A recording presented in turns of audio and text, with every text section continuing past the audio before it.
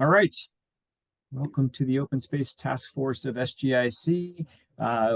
Start off by saying this meeting is being recorded by the Open Space Task Force. If any other person present is doing that same recording at this time, please let me know.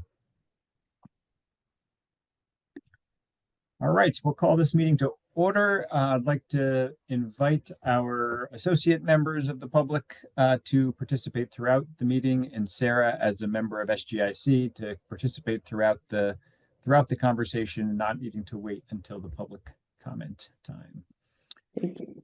We'll start off with our first order. Oh no, sorry. We'll do a quick roll call first. Pat, you want to start us off?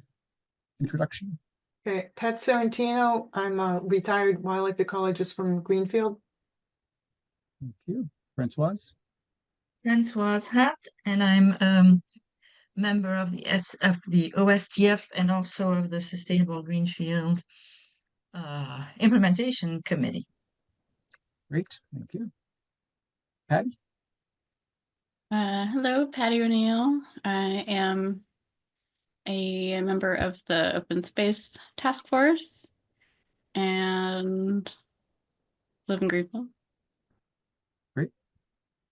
Emily? Hi, I'm Emily Boss. I am a member of the task force and I'm also on the Conservation Commission and I live in Greenfield. Great. Sarah, as a member of SGIC, you might as well participate fully here. So you want to introduce yourself? Thank you so much. Sarah Brown, Greenfield City Councilor at Large. And new member of Sustainable Greenfield Implementation Committee. Yeah. And Allison, you want to introduce yourself? Oh, we're not hearing you, even though it doesn't show that you're muted.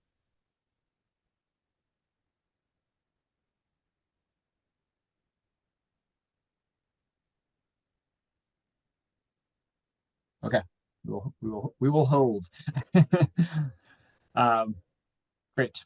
We'll give Allison a minute to straighten that out, and we'll move along to approving the minutes from our previous meeting. Do we have a motion? I think that's you, Francoise. Emily was not present. Oh, okay, then I will move that we approve the minutes. Great. I will second that. Are there any discussion?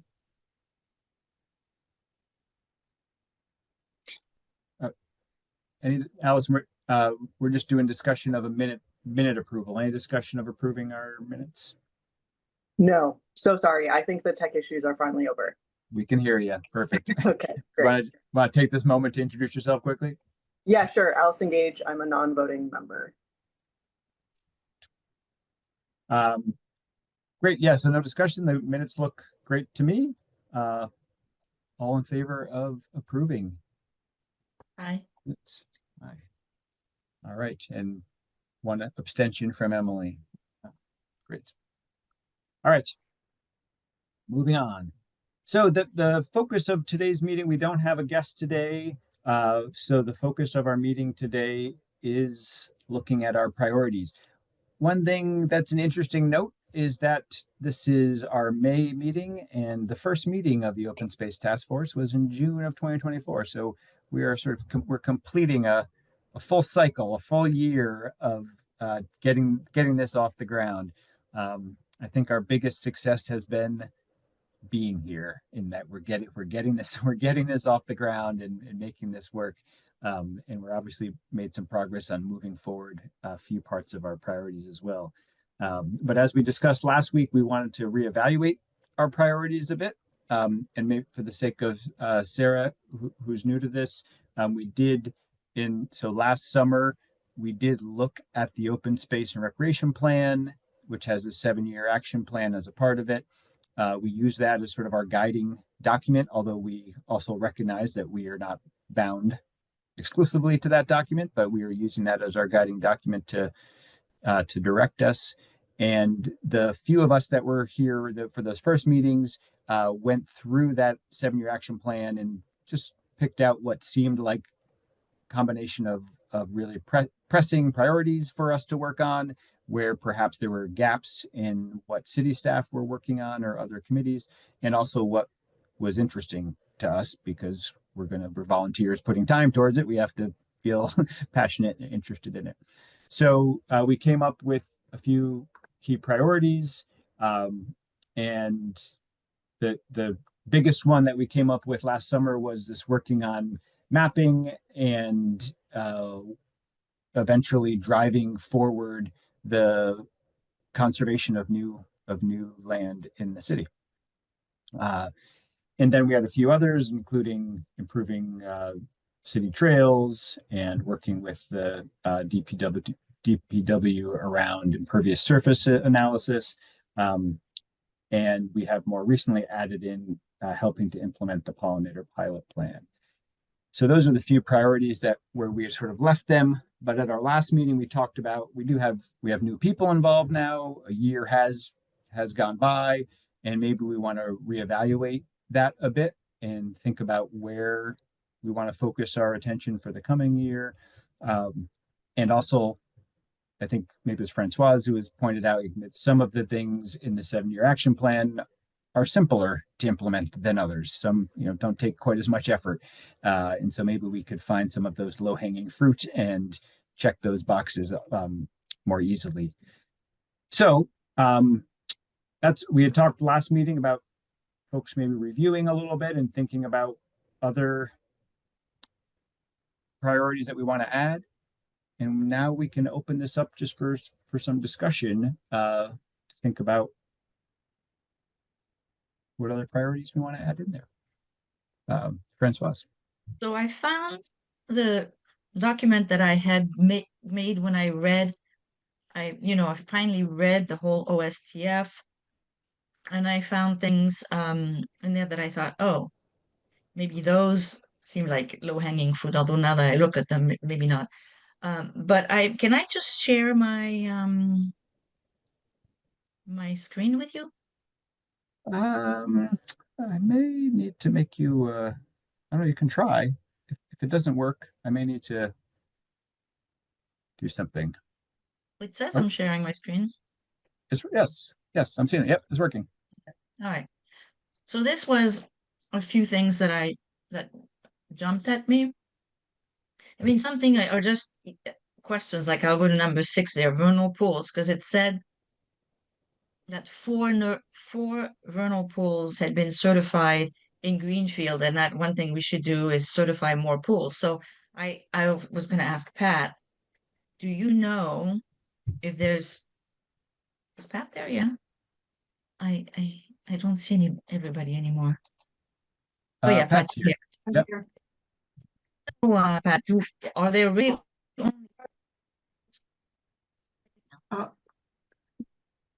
So for vernal pools, I was involved with certifying 2. So I know there's at least 2 certified, and there's a way, you just go into what is it, Mass Mapper now, and look on the certified vernal pool map, and that would tell you how many more were certified in Greenfield. But off the top of my head, I just know the 2 in Highland Park, and I'd have to think about it for a bit. But I do you think remember when you certified them? that was a while ago. It was. We're talking at least 10 years. I don't know, Emily, does maybe Emily know? Being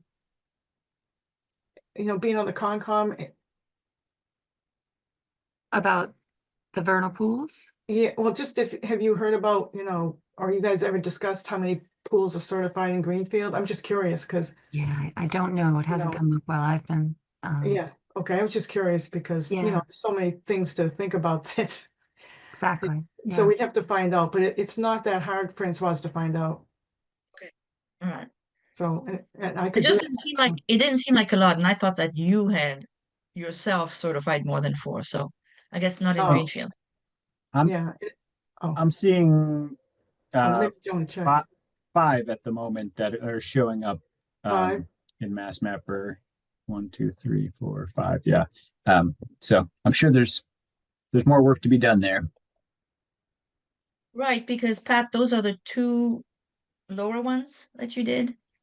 Well, the the lower ones are actually one pool. They kind of Oh, function okay, as so one then pool. you did the, And then you there's did the the one upper under the ones. power line. Yeah. Okay, okay. All right. I think part of the problem in Greenfield is we don't have as much public, property. If I'm correct on that, where there could be pools. Compared to like Holly, where you have this huge, state forest with tons of pools in it, for example. Yeah. I mean, they can be certified on private land, right? Only with permission. Yeah, with permission, of course. Yeah. Well, no, but I mean, it makes it easier because a lot of people don't want to certify a pool on their property because then there's certain things they can't do around that pool. So, Yeah. that's why I mentioned that. Okay, all right. Some some things that they were listing in the report, in the plan, they were listing some parcels that were open space, that were unprotected, but were right next to land that was protected.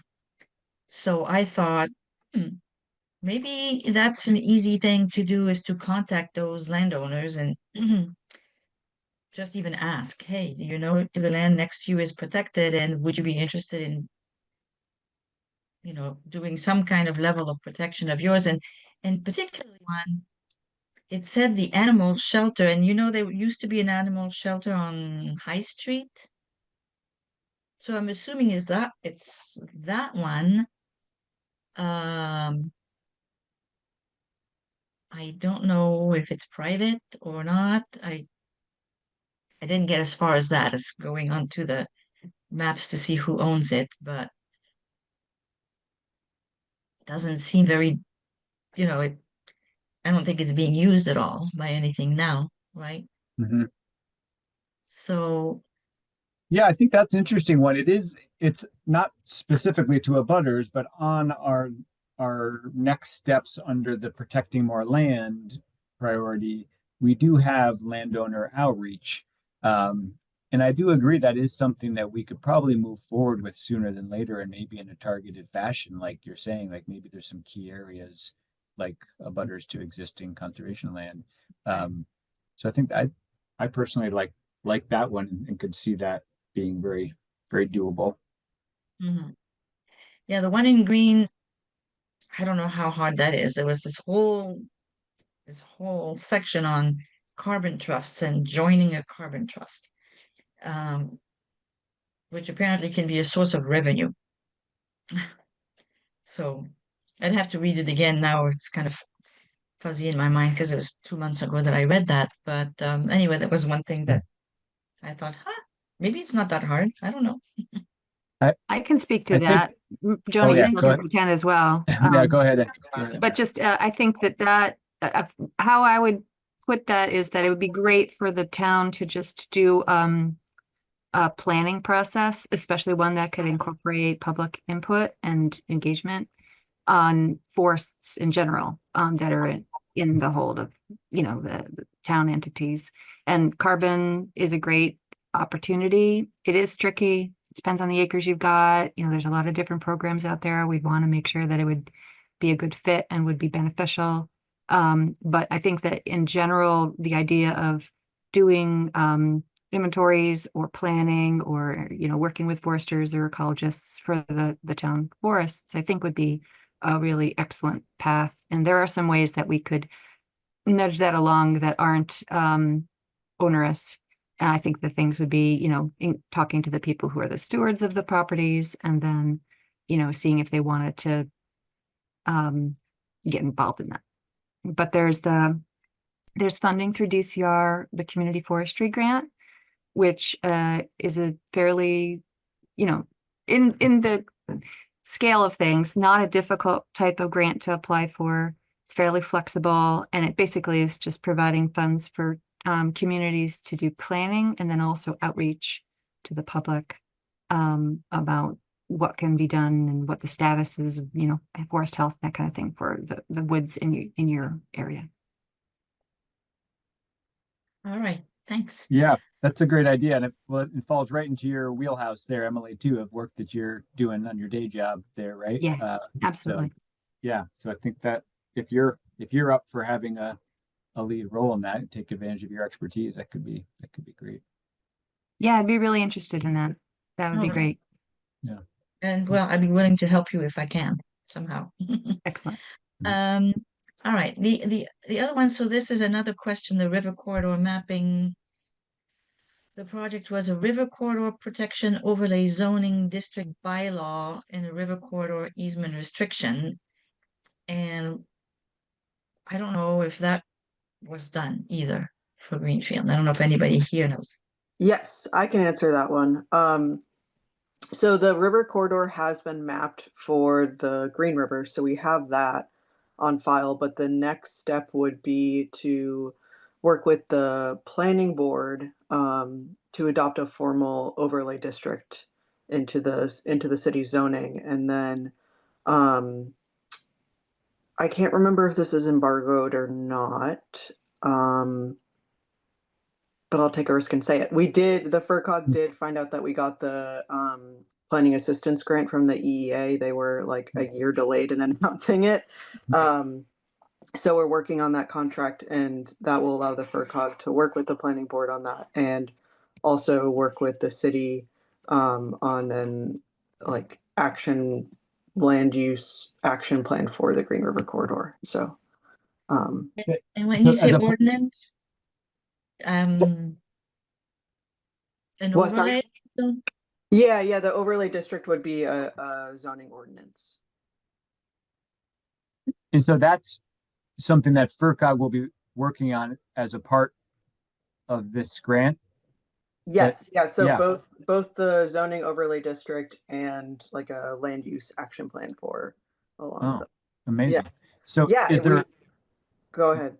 is there a role for this group, or is that something that is pretty much would be under control there with FERCog in the city? No, I think I assume that I don't know which staff person will be working on it, probably not me because I'm on this task force, but yeah, that staff person would work with us on it. I think that would make the most sense. Oh, great. Yeah. Yeah, we just found out about it. And it'll be through fiscal year 26, so June 30th, 2026. Awesome. Yes, Patty.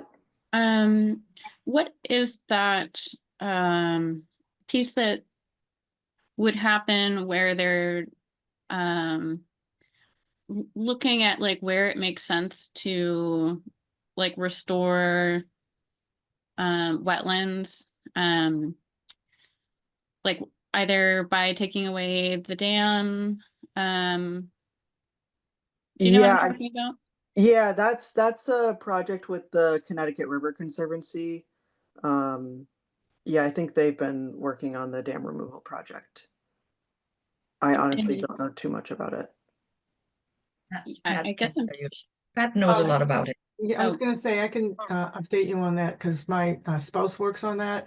So CRC and he worked on it with it went in to it's a big NOAA grant, and they're supposed to find out in sometime in June. But you know, it's federal money, so we don't know what will happen. They could actually get the grant and then the grant could get taken away. So nobody really knows about that part. But I also know CRC is working to find other funding besides just this one grant they applied for. And that would allow them to do what exactly? It would allow them to, well, the big NOAA grant, it's like $3 million or something, and it would take the Mill Street Dam and it just would lower it so that fish passage would be much easier. And then again, Alex can explain this to you a lot better than I can, but that would just be lowered. And then the Wiley Russell will be taken out completely. So it doesn't affect the dam that's obviously our drinking water dam, and doesn't affect there is a small dam involved, the swimming hole.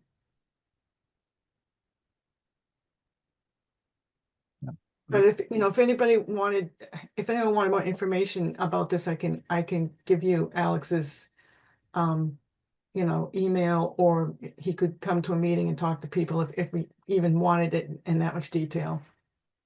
I am curious to hear more about how that might go, especially as we think about possibly stewardship of some of what could be like edge habitat, like conservation land that may be prone to flooding, and like how do we steward it so that it's not being just overgrown with invasive plants, and finding ways to do that through stewardship opportunities, commons land management, and maybe if there are other sources of funding that we can have for those kinds of projects. And yeah, I guess it all depends on where, like how the dam changes will take effect and when. So I'd definitely like to talk to Alex more about that. Sure. Allison, does the work that FERCog is doing extend for the full length of the Green River, or is it just the section north of town? It would be for the entirety of the Green River. We have the mapped river corridor for the whole thing. So this would come into play with that work as well, perhaps? Yes, I would Yeah. say there would be a bit of overlap. Yeah. Okay. Yeah, that would be an interesting question for the fluvial geomorphologist in terms of how dam removal would affect the river corridor, but Yeah. that is over my head. Well, Yeah. the other thing is, I know if they get this money, they have to have a series of, you know, meetings with the public and get public input. Mhm. But obviously Alex would know about, you know, I mean, obviously it changes the whole, you know, you have a pond and now you're gonna have no pond and you're gonna have a totally different habitat. And there's knotweed galore on the Green River. It's like a really huge problem, and it's not gonna be easy at all to control it. Yeah. So, Yeah. Great. Well, I mean, that's not great, but good information. All right, so the last so- thing, I don't know, sorry. No, yeah, go ahead. So the last thing, also river corridor mapping and management would be to apply the river corridor mapping protocol to the tributaries of the Green River. So when they did the river corridor, did that include the tributaries? It did not. It Mhm. was just the Green River. So that could be a project. I mean, we wouldn't be doing that, but Yeah, it could be a project. all right. Well, I'm going to stop my share. Yeah. This is all my ideas. I'll put Yeah. them in the minutes. Great. Yeah. Thanks, Francoise. Thanks for giving some extra thought to that. Yeah, I took some notes on, ones that stood out for me. I think part of our question here is going to be how we want to collectively agree on what our priorities are, or modified priorities are, but we can talk about that in a moment. I think we'll maybe first open it up to anybody else. Did anybody else have a chance to think on additional priorities that we want to add to our mix? I feel like I may want to contribute later when I get a chance to finish reading through a little more thoroughly. Sure. That's all right. Yeah, that's fine. To me, so the challenge for me is that, you read through the 7-year action plan and you're like, whoa, these are great. I want to do these. And there's very few would go through and be like, I don't think that's a good idea. Like, most of them are good ideas. And some have been completed, fortunately, which there's already been progress made, and the rec department and commission have been checking things off the list. So that's great. But there's definitely a whole lot there, and a whole lot that's good to do. So for me personally, just feeling very limited on how much time I can dedicate. I still feel compelled towards that original goal around helping the city to conserve more land, either through acquisition or partnership with other organizations. So I think personally, I that's what I can see dedicating time to, and hopefully feel able to dedicate more time than I have these last few months. But hopefully that'll time will increase.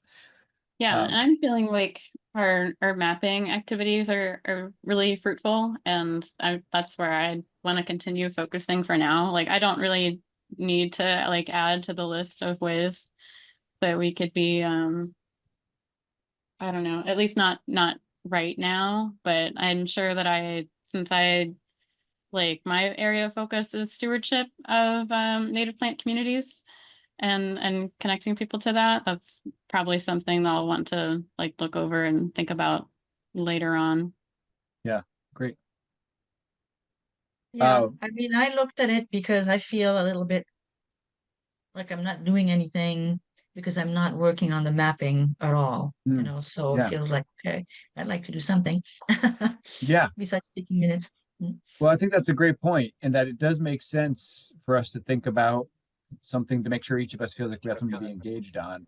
And I know the trails was sort of an area that I think you, Francoise, and maybe you as well, Pat, had expressed some interest in. And I know, that's been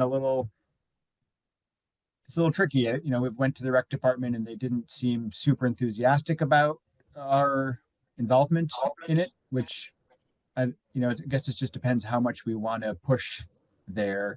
To me, it feels a little more like let's go where there's less, like where there's no resistance in front of us. If there's a city department that's working on something, and they're not interested in our support, I think that's, in my mind, we sort of let that Yeah, lie.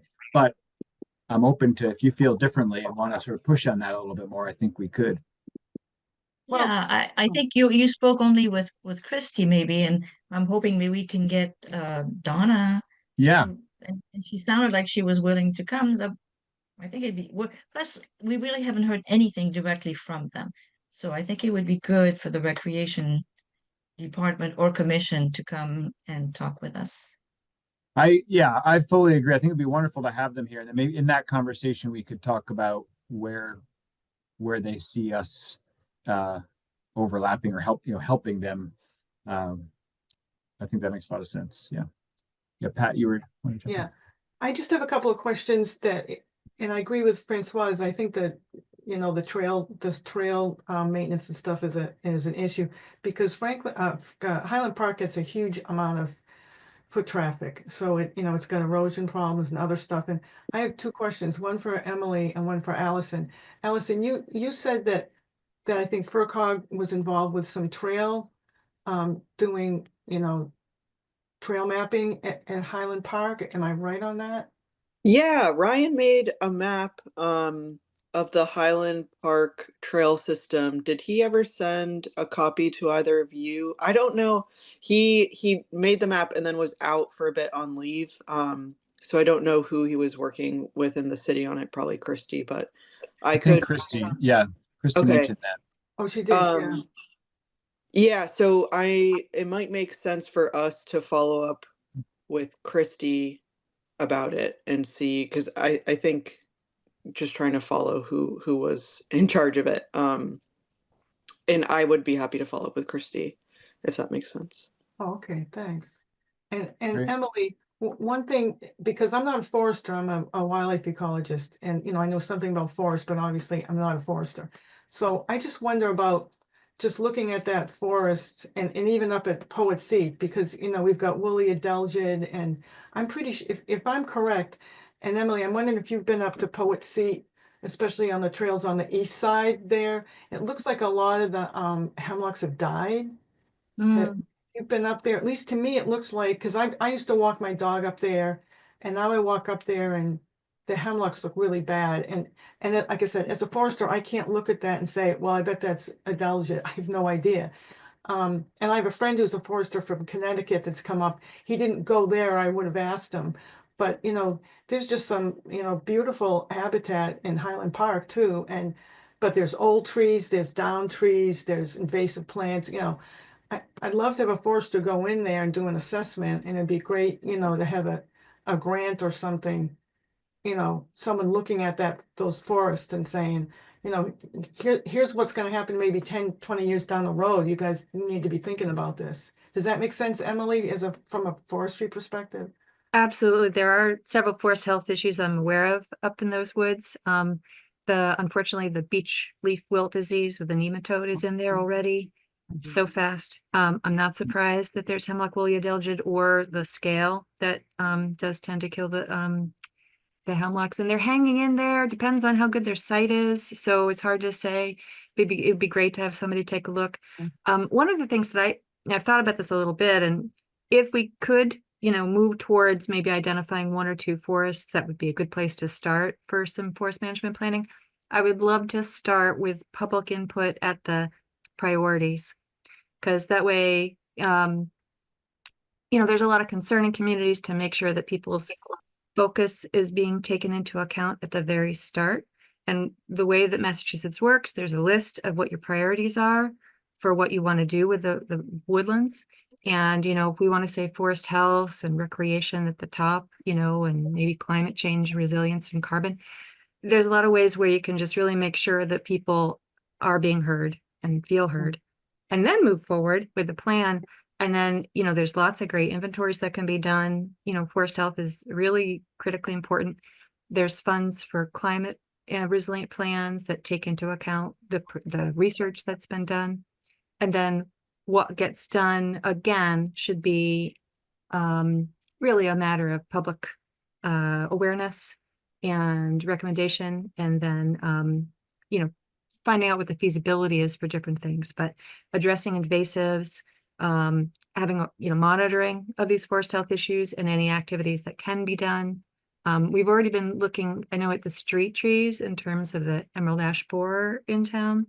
Yeah. But there are strategies for dealing with that in, you know, more natural woodlands, in terms of keeping the tree in the population, even if we're going to lose them. And also there's some ash that are hanging on. They're called lingering ash. So it's really kind of hopeful that it's a mixed, you know, it's not entirely bad. So I think if we wanted to, I've definitely thought about this, and it'd be very doable to start that process. Like I said, it's not too difficult of a grant process, and there is a match component for the community. So that's the thing that we would have to figure out if there's funding for that. But certainly having a conversation, and then our service foresters are great resources. I think it's Allison right in for Greenfield. I'm not remembering off the top of my head, but also they're excellent folks to turn to talk about these issues. So I think this could be something that at least we could move forward in terms of knowledge that could be really helpful. And I know so many people are concerned about climate change and all these forest health issues. And our woods are so used and so, you know, prized by the community members that I'm sure that people would really value this kind of thing. And, you know, forests and forestry could be controversial. So we can definitely take into account the fact that we want to do what the community wants. You know, if they're really wanting us to focus on health issues and not really, you know, focusing on timber value, that's something that can be incorporated into the plan and the actions that are taken. So. Yeah, that's great. Yeah, it seems like that makes a lot of sense. And what I can do, we'll go through the OSRP and just to see, I know there's some language in there that relates to this, maybe compile it together to the way we have for our priorities. And then we can just wordsmith it a little bit to have the right description of what we want to focus on. But if you're up for being our lead on that, Emily, that'd be amazing. Yeah, Patty. Do we have any of a knowledge base so far for any of these forests listed anywhere? The upcoming Conservation Commission meeting, which you're all welcome to attend virtually or in person. We're actually going to meet with a forester, Lincoln Fish, who is quite active with Griswold. helping, I think, when it came into the town's stewardship. And we're just touching base with him about trails and different, there was some signage that probably needs to get updated there. So that I think would be a really great candidate for a place to start. And Lincoln's retiring or has retired, I'm not sure. So maybe it wouldn't be him that does it, but there's plenty of really great, very, foresters who are interested in talking to people. And so I think we could, I'm sure, find a good match. So that's the first that comes to mind, but the Forests of the Ridge, the other large holdings, I think, are the ones, ones with trails, and that have the forest health issues are the ones that, I think would also be good to focus on, like the ones that Pat Sarantino was bringing up. Right, but I mean, like, do we have documentation of the elements of our forest that we know of somewhere already, or would we be starting? That's one of the Yeah. great things about getting a forester, because that's what they'll do. Okay. And so we may not, I don't know what inventories there are. There might be, because there has been work with Lincoln on Griswold in the past, there might be an old management plan. But that is, when you get a forest management plan, the things that it inventories are the basal area, the species, the volume of the wood in the land, in the property. But then there are funds and people can do a sort of, more holistic plan. They talk about stewardship plans that can help you also get inventories of the herbaceous species, wildlife habitat impacts. The forest health issues would be in any plan, but invasive species presence and where they are. So it's a really nice place to start, because then you just get a tremendous amount of information about the land, maps, and you also have a professional who's spent that time to learn it. And they're sort of, the forester's role is sort of like a contractor. They can work with people would do invasives control, or if there was a good timber harvest that made sense to do, and also for trails. So it's a good place to start for all that information. Great. Excellent. Thanks, Emily. So for a next step with this, we could do a bit of the process we did last summer, where I could add these that we've talked about, these additional priorities, in with our existing ones, and we could do a bit of a online, voting is not quite the right word, but sort of noting what we each see as priorities and seeing where that leaves us. So just I could send something around and we can just each do it on our own time, sort of mark what we see as our top priorities for this coming year. And then at our next meeting, we can actually agree on it, but have that as a starting point to see where we all line up. Does that sound good? And then Patty, if you have additional ones to add in between then and now, I can, we can, if you could do it in the next couple of weeks or something, that would give us enough time to add those in. Okay. Yeah. Great. Thanks, everyone. I do think, from my perspective, it makes sense for us to think sort of in the year-ish. So there's obviously lots of priorities, but it's just like looking ahead for this coming year, what would make sense for us to focus on. So we can use that lens to try to hone in on our top priorities. Okay, should we move on to the report back on progress? Does that sound good? Ready to leave that? Okay, great. So let's report back on some progress between meetings. I know, Patty, you had said that you had some reporting to do.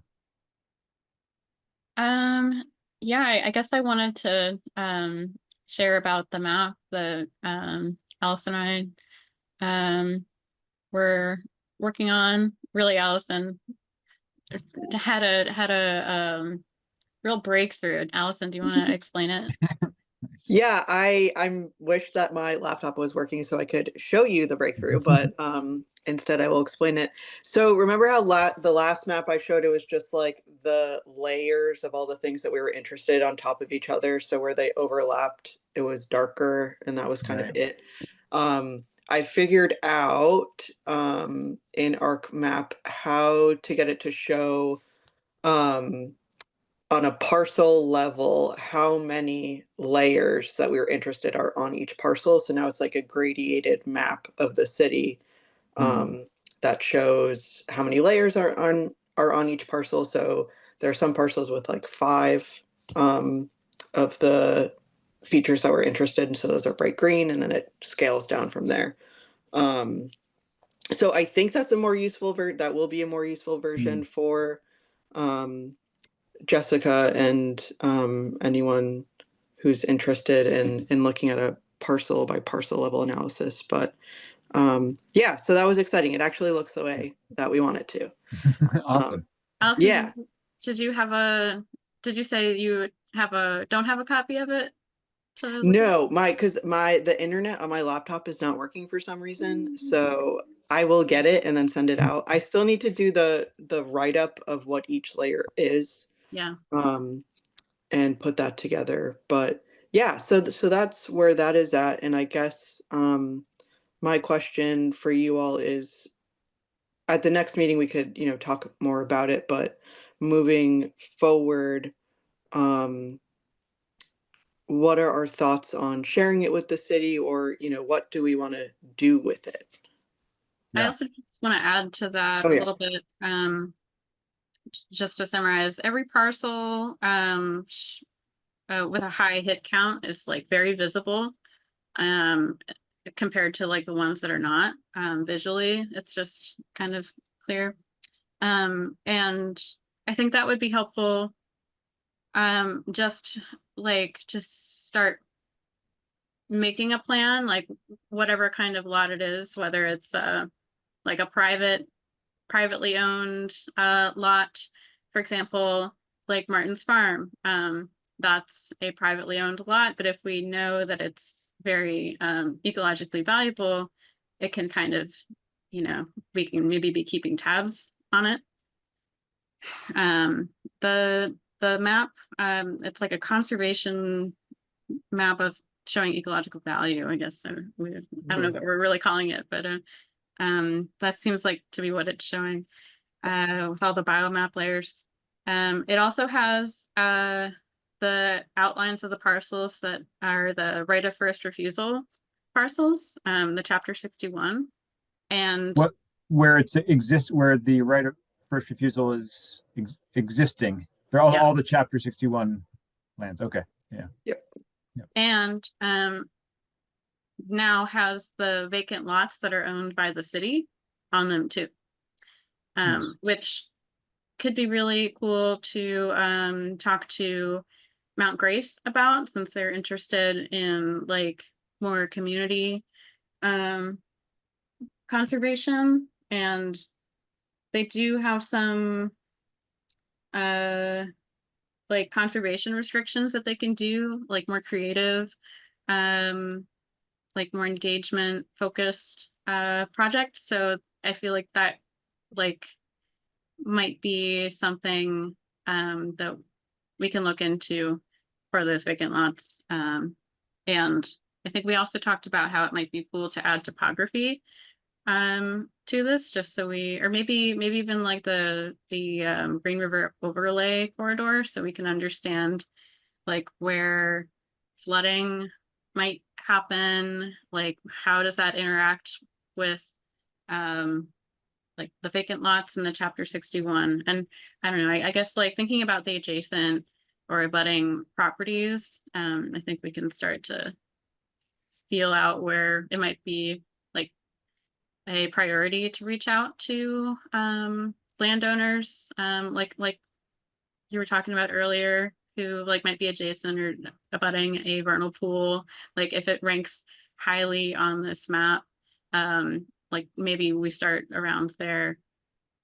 So yeah, we were looking into funding sources a little bit. That's on the open space and recreation plan. There's like a list of different funding sources that are available. So that seems like another good kind of lens to look through these things. And yeah, wildlife corridors in general.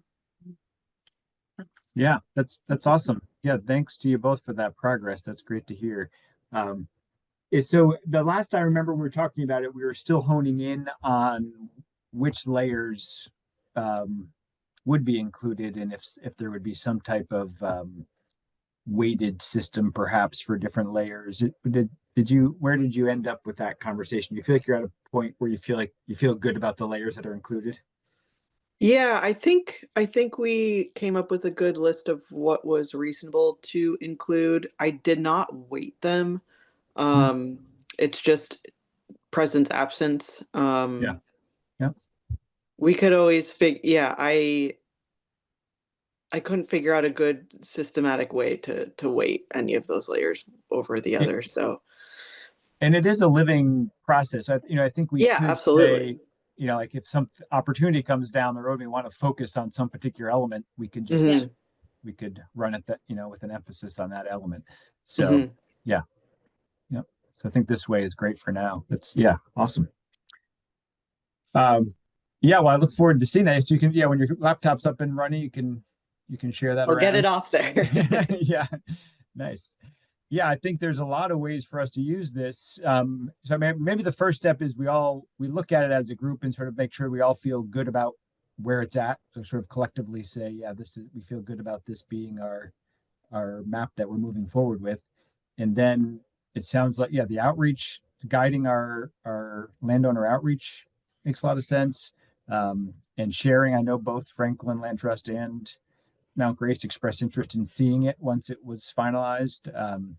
And obviously Jessica as well. So seems like those are some good next steps for us after we all get our eyes on it and feel Great. good moving forward. So yeah, thanks so much. That's awesome. There's some progress. That's it. That's progress right there, huh? That's great. Yeah. Awesome. So are we gonna be able to look at it together next meeting? Yes. Yeah, definitely by next meeting. I'll try. I have been away the past couple of weekends, so just haven't had time to sit down and finish it. Yeah, great. Good. Anything else to add on that particular priority? I wondered about Sarah Brown was asking, do you want to ask? Sure. Yeah, I wasn't sure if this would come up during announcements, maybe if we're in that space or whatever. Oh. But essentially why I wanted to come to this meeting, I'm interested in general about what is the city doing about the land that we own and values of conservation. But then specifically what got me motivated today is because the sites where the camping ban is not enforced are 2 flood zones along the Green River. And I have photos, I can share this Google Drive photo album. But I'm just wondering, let me know if that link works, but I'm wondering, no, I can also, let's see, let me do another link. Anyway. If you could screen share, since the chat isn't a part of the public comment, public Sure, I can screen record. share. Yeah. I didn't share this during the Unhoused committee, but I'm happy to screen share it again, just so folks understand what's going on. Here we go. So this is from the Green River by the dog park, by like Petty Plain Road, Deerfield Road. And this is where people are living. And of course, this is pretty unacceptable. It's also a source of pollution. And many tents get washed away. This is the second time it's flooded in the last 2 months, and it floods continuously, especially in the spring and in the fall, but also whenever we have heavy rain. So my question for this group and also for the Conservation Committee is, if we're looking at city land, where would be a responsible place that folks could camp that isn't a flood zone and would be ecologically sensitive? And we are meeting with the mayor on Monday, but I just wanted to bring that here. And I was hoping that maybe Allison's map could help with thinking about some of that as well. And what's your time frame? How are you what's the process that you're looking at here? I guess I would say it's a mix of it's urgent because it's currently flooded and folks are displaced and but also at the same time it's been like this for years. So also so it's kind of like as soon as possible and also things take time. So Right.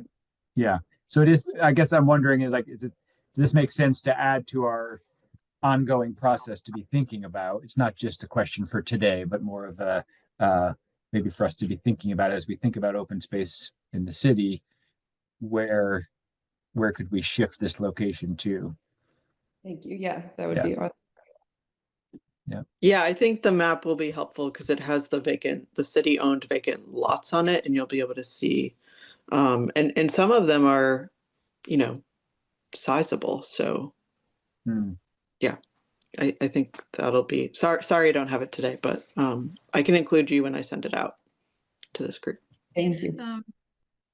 If this is, urgent and, rains are gonna start again, could you share it with Sarah sooner? Yeah, sure. Yeah, that would be great, honestly. And I mean, it's obvious on the, is it, I mean, I know you do it in GIS, so do you have to have GIS to read it? Can you isolate vacant lot and So yeah, zone? when I worked on the open space and recreation plan for Greenfield, I ended up with a spreadsheet of all the city-owned lots, and ended up going through them all. So I have a list of a description of all of them. So it's a little like drafty and just notes, but Sarah, I'll send that to you because might be easier to read in some cases than the map. And I'd be so happy if that spreadsheet got to be used because I accidentally went through 100 city-owned vacant lots to figure out what they were. Well, Vacant so since much. 2021, and I Yeah. wish there was a way to like keep that automatically coming in. Like, what are all the new happenings? Mm-hmm. Put that out. We'll see. Great. Well, yeah, thanks for bringing that up, Sarah. And hopefully Allison's map can help in the short term, and then we'll keep it on our minds as we think about open space in general. Sarah, should I send it to your city councilor email address? Sure, either way, thank you. Okay, great. Put it in the chat if you don't have it. Oh, yeah, that'd be great. Great. Anything else to report back on since last meeting? Progress made.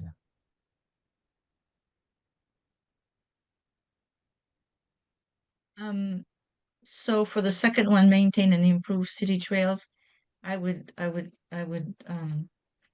just say that I met Donna D. I can't remember her last name right now, who's the chair of the Recreation Commission, and invited her for tonight, but she wasn't available, but said she would gladly come at another one. So maybe we could invite her to the next meeting. Definitely. Yeah, that sounds great. Yeah, excellent. Thanks, Francois.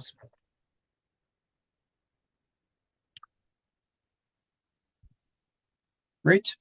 My progress was spending a couple weeks in Portugal and looking at their open space. They did a great job with that. But it was good refresh. Good. I'm back. I'm refreshed, and I'm going to get to work on our. Sounds awesome. Great. So if there's nothing else to add on these right now, I think just for time's sake, we'll move along. I did have on there thinking about next steps for some of these. It does seem like maybe our next steps are more prioritizing our what we're focused on here, and then we'll hone in on the next steps for those. I guess, I mean, maybe it's worth just mentioning, we did want to have some progress on the pollinator pilot plan. And this would be the time of year to be making progress on that. I don't know if anyone has the time or motivation to be working on this, but we had talked about perhaps working with DPW, finding some areas that they're mowing regularly that maybe don't need to be mowed regularly, and just getting started with some delayed mowing areas, some leaving some patches to grow. And if I guess the first step would be just not mowing. The second would actually be doing some plantings. But is there anybody who has interest and time in the short term to dedicate to that? Yeah, Francois. I'll try. Yeah, awesome.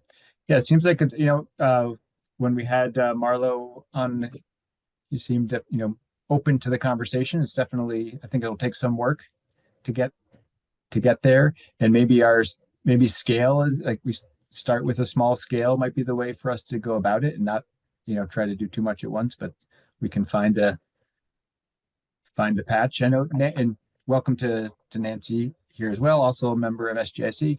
I know that you've given some time to this, so maybe I don't know if you have any input. Have you already worked with the city at all, Nancy, on this?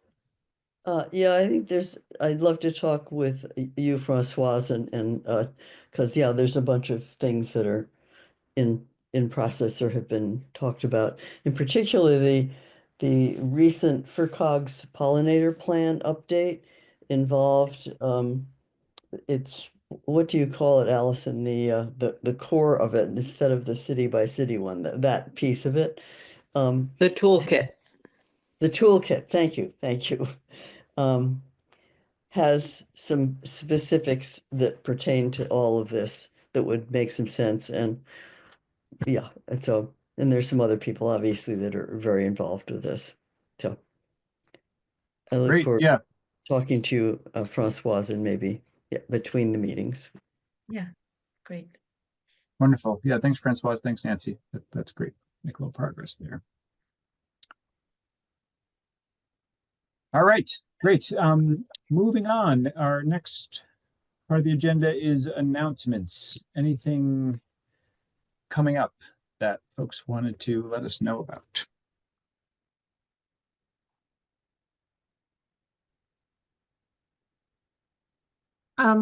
We're having some events. Let's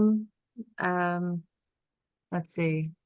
At the end of the month, there's one that I'm helping host up on a property in Plainfield that talks about forest management and stewardship and different programs. It's on May 31st, Dynamic Forest Walk. And then I know we're having an event on Saturday as well, but I don't have information about that right at my fingertips. Can you repeat that? May 31, is it Franklin Land Trust doing something, or? That's right, Franklin Land Trust. And what's it called? Dynamic event? Forests event. It's a woods walk on a property that has a lot of different types of habitat. Great. Emily? Yeah, Nancy. Yeah, you probably all do know this, but the third of this Saturday and then the following Saturday we're hopefully wrapping up the first phase of the tree planting that's happening at Miller's Meadow, and it's going really well. I think we've probably planted about 220 trees so far, and hope to finish up the 350, which was our goal for this spring, and there'll be another 350 in the fall. And there's debate about, so there's the tree planting, there's also going to be a pollinator meadow at the foot of at the edge of the tree, and that part it got kind of delayed because of the rain, but it's inching forwards, and Chris Politan is that's his project there. Oh, great. He's implementing it. So is he helping with some lessons learned from, he helped us with the big project down at Arcadia in East Hampton, where we had a lot of mortality from a floodplain forest planting. We had a lot of lessons learned from that, like the importance of vole protection. It turns out was unanticipated. And is he given some tips on protecting those trees? We have bought a tree protection, which is supposedly helps with voles, but I don't know. Yeah. We'll see. Okay, See. great. Yeah, Yeah. it's definitely challenging, and actually we're on terms of the meadow part, it's being driven by the location of the sewer, which we've discovered is farther up the hill than any of us anticipated. And so we're sort of in the middle of trying to figure out how to deal with that. Hmm. And figure out what we're gonna do about it. Can you repeat the name of the person in charge of that, please? Chris Politan what's the company name? Ecological Landscapes, I think is the company name, is Land that right? Stewardship Inc. Thank Yes. you, thank you. Yes. And Peloton, like those bicycles, or? I'm trying Uh, to type think it. How do you No, spell it? I'm the worst um, speller in the world, if anybody can help. Is it, Chris was, I think it's Polatin. that's right. Yeah. Okay. Yep. Thank you. Great. Thanks, Nancy. Any other announcements? All right, public comment. Everyone here is either a member of the Open Space Task Force or SGIC, so there's no true public here, but anybody's welcome to chime in with any other topics that you'd like us to discuss.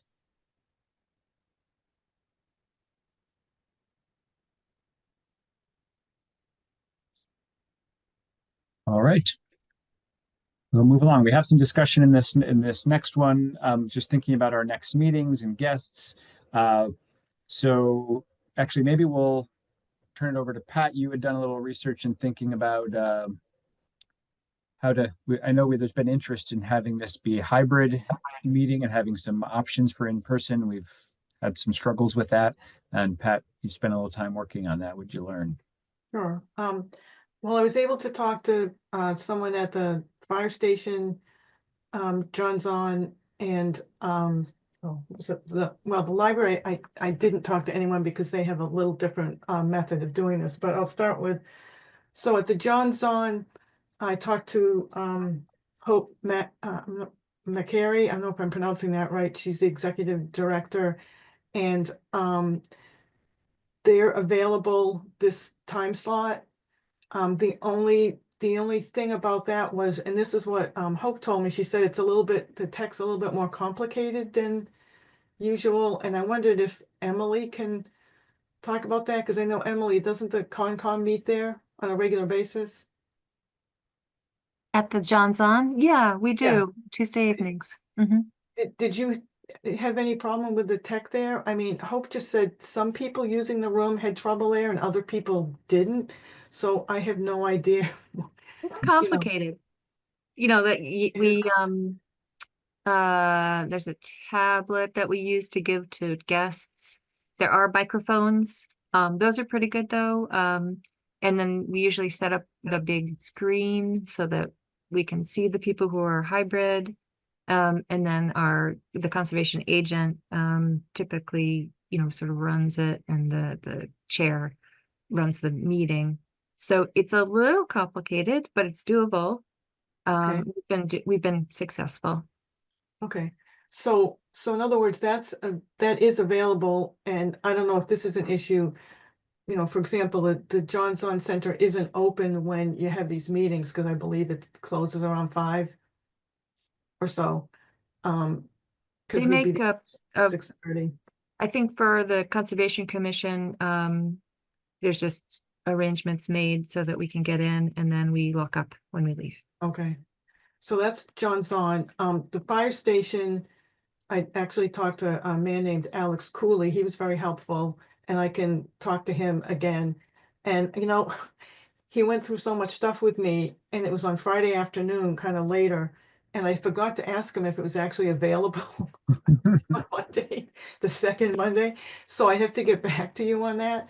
But that's available. And they do Zoom and they do hybrid. And obviously, usually somebody's there because it's the fire station. But he did say that at times, if there's an emergency, everybody's gone. And I guess there's a way you can still get in there and use the room. So that's all I can tell you about that, but it is available. And I'd have to check. I wasn't sure if people could come at other times too. So that was my other thing, is if we have other times people can come, then I can get back to people. And then Hope really she said, we don't mind just putting you down here, and then you let us know, if you're going to use this room. So I have it with her that, you know, an understanding that if we go with her, I'll let her know. If not, we just cancel. And then the library, I couldn't really do anything because you're supposed to make like a formal request over, you know, they have a little form you fill out. And I didn't want to do that without maybe having a backup, like, you know, our first choice and maybe a second choice.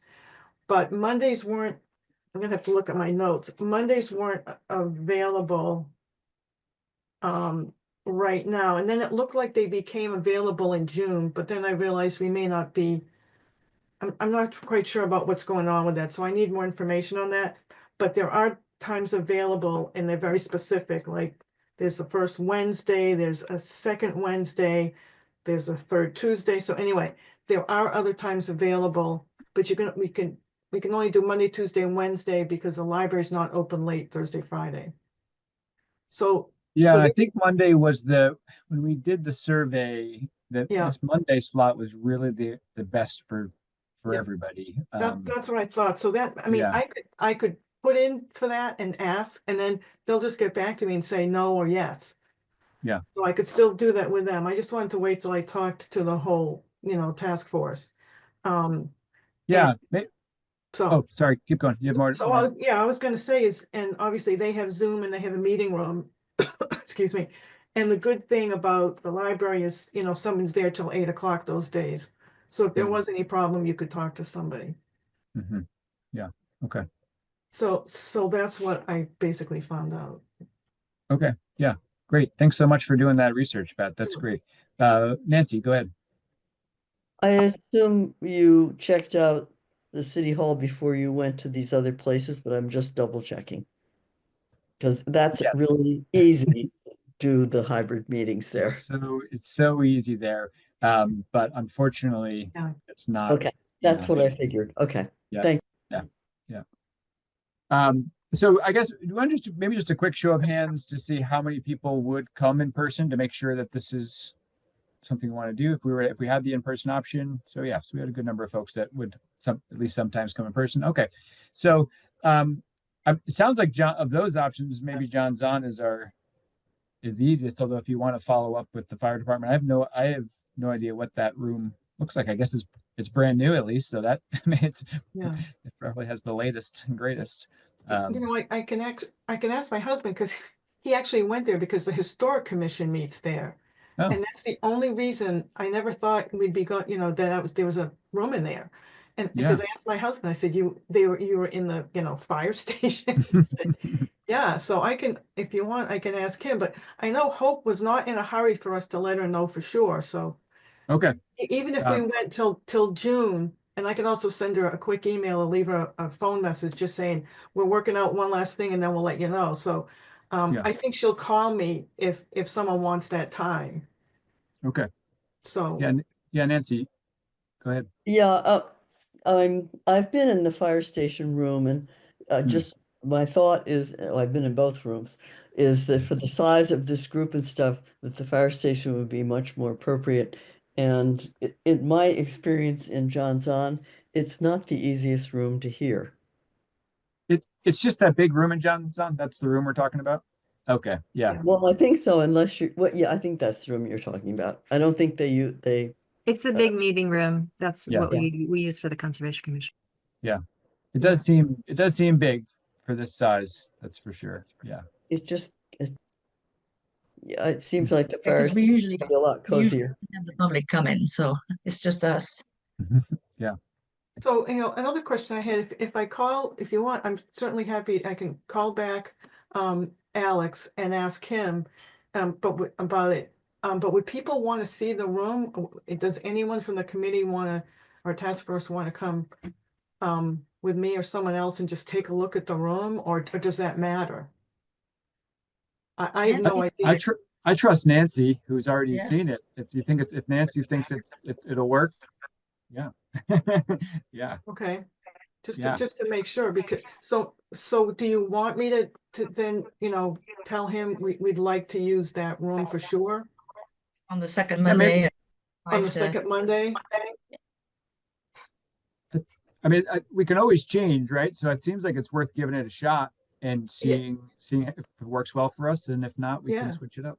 I mean, no one, people seem to have availability. It's just, again, what day you can come, and people are very, nice about saying, yeah, sure, use the meeting rooms.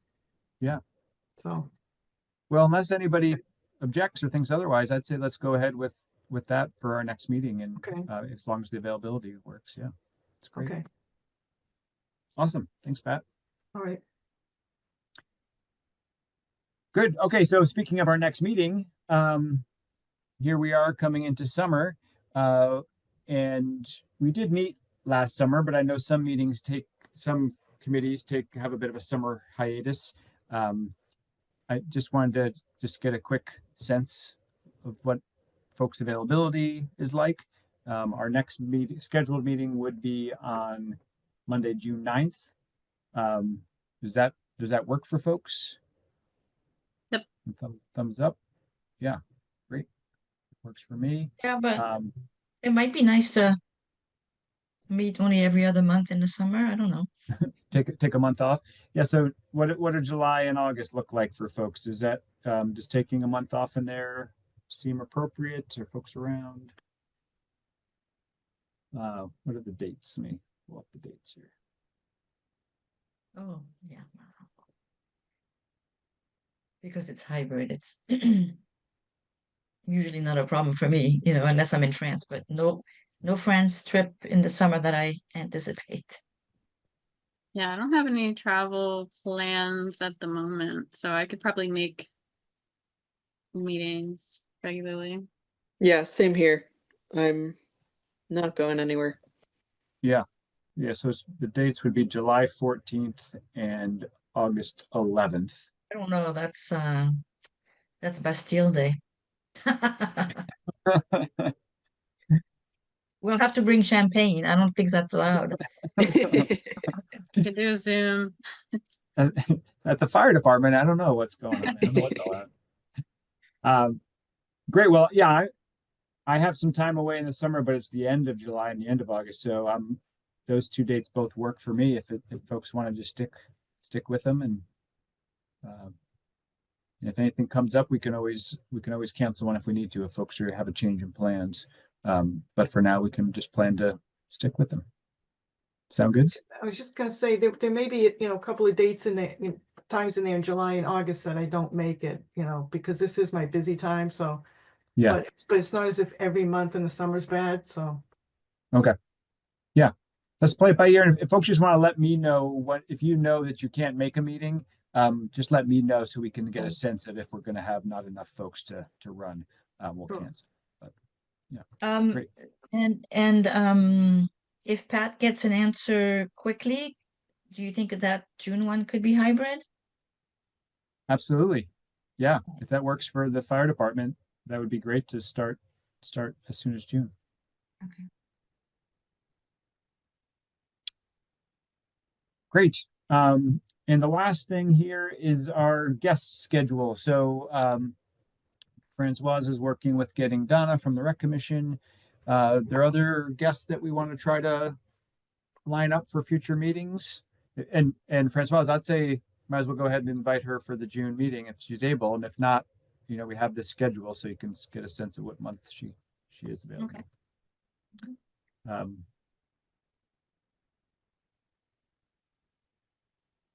Others that folks think we should try to reach out to for the next meeting or two, next couple of meetings.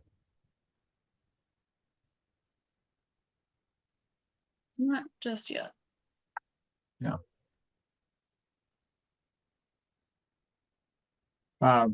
Well, I think recreation would be great. So hopefully she can join us in June, and then also in June we'll be hopefully solidifying our priorities for the year ahead, and that could help inform us of who we want to invite to help us realize those priorities. So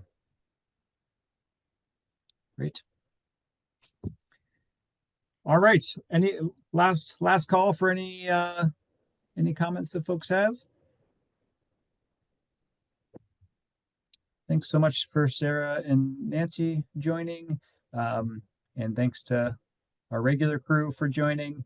this is, you know, it's our anniversary. It's our year. Well, not our anniversary. It's a year completion of making this happen. So thanks everybody for putting some time in. It's great to see that we, you know, we are making some progress. A group of volunteers making some progress here. So I really appreciate everyone's time and look forward to seeing you all in June. Yeah, thank Great. you, everybody. Thank thank you. you, Good to everybody. see you all. I I know. move we adjourn the meeting. I second it. All in favor? Mhm. All right. Thanks everybody. Okay, bye.